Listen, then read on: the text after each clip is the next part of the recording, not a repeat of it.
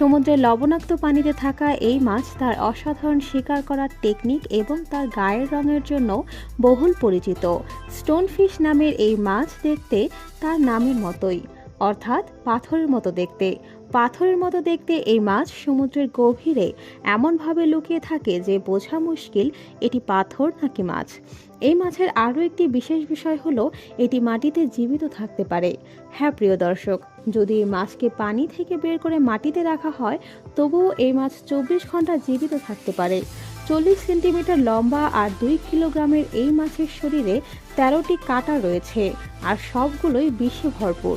এই মাছের বিষ এত বিষাক্ত যে এর এক ফোঁটা হাজারো মানুষের মৃত্যুর কারণ হতে পারে। সমুদ্রের এই মাছ খুব ধীরে চলাফেরা করে। ধীরে চলে তার মানে এই নয় যে এই শিকার করার স্পিডও কম হবে। আপনি জেনে অবাক হবেন যে এই মাছ মাত্র 15 সেকেন্ডেই তার শিকার ধরে এবং খেয়েও নেয়।